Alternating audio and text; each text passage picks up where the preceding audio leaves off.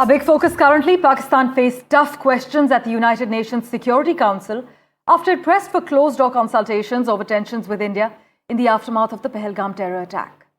The UNSC members grilled Islamabad over the involvement of Lashkar-e-Taiba, a Pakistan-based terror group.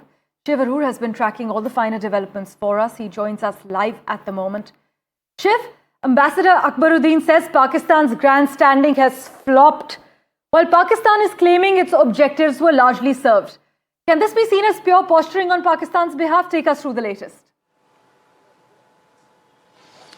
Well, what happened at the United Nations Security Council informal closed meeting is the equivalent of a very, very public snub to Pakistan. They, of course, will put up a brave face and say that, their agenda was met, etc., and that they were given a hearing. But if sources are to be believed, then they were basically, castigated in front of all the other members, with several members of the United Nations Security Council questioning Pakistan's deeply provocative behavior on the back of what happened in Pahalgam, the manner in which it's been testing weapons, provoking on the line of control. It was directly questioned about the Lashkar-e-Taiba's involvement, and it was asked, and it was very, very blankly and boldly told that the United Nations is not going to step in.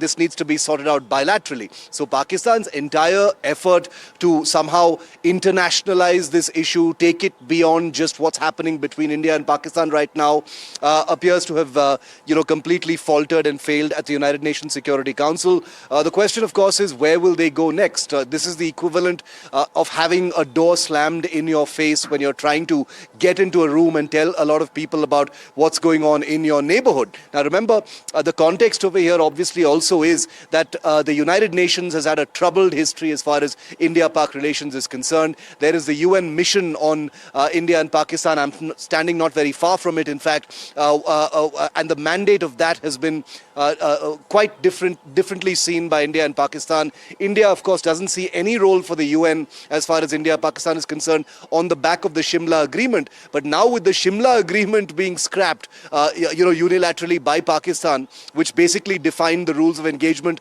across the ceasefire line and the line of control, it's anyone's guess what the next step will be. But basically, the United Nations Security Council telling Pakistan, stop bringing your troubles to us. You need to sort them out and start behaving first. Right. Also, additionally, Shiv, before we wrap, sources have informed us that many members expressed concern that Pakistan's missile tests and nuclear rhetoric were also escalatory factors.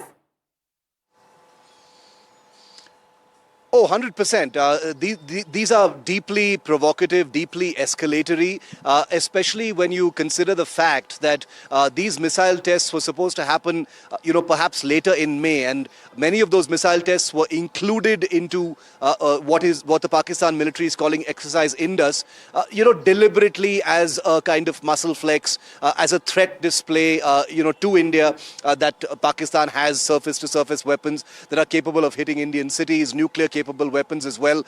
This has obviously rung the alarm bells internationally because India has not been testing any weapons.